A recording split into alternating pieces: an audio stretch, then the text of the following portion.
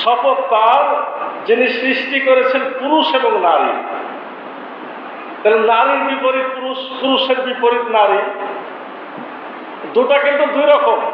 পুরুষের সাথে নারীর কোনো মিল নাই, নারীর সাথে পুরুষের মিল নাই। তার আচার আচরণ, স্বভাব, শরীরের গঠন নারীর একরকম, পুরুষের কিন্তু আরেক রকম। আবার পজিটিভ নেগেটিভ পুরুষ নারী আছে বলেই আমাদের এই মানুষের আপনার সৃষ্টি, দুনিয়াতে আমাদের ক্রমান্বয়ে বৃদ্ধি এটা সম্ভব হচ্ছে। শুধু পুরুষ করে আল্লাহ ছেড়ে দেন নাই, আবার শুধু নারী দিয়ে আল্লাহ ছেড়ে দেন। আল্লাহ দুটা জিনিস আমাদের প্রয়োজনের জন্যই দিয়েছেন। এখানে একটা প্রশ্ন আসতে পারে যে দুনিয়াতে পুরুষ আছে নারী আছে, আল্লাহ বলছেন যে আমি দুটা তৈরি করেছি। আল্লাহ তো বললেন দুটা, তাহলে মাঝামাঝি একটা তো দেখা যায়, যেটা আমাদের সমাজে হিজড়া বলে পরিচিত। আল্লাহ তো তার কথা এখানে বলেন নাই।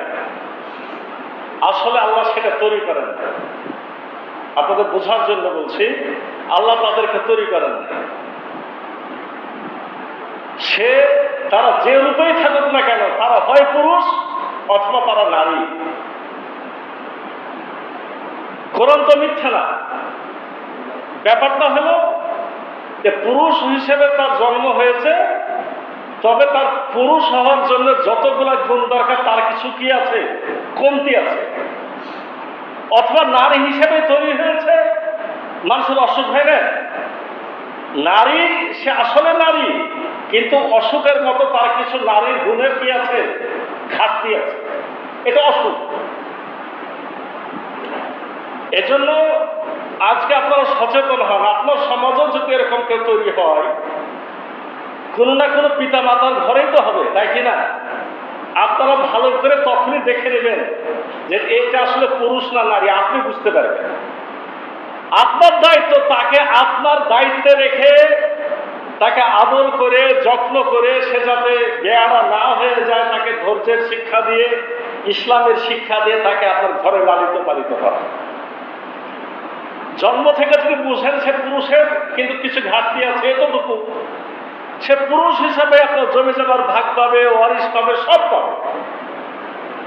আবার যদি সঠিক সময়ে সঠিক চিকিৎসা করা যায়, অসুখটা কিন্তু কি হয়, সেরেও যায়।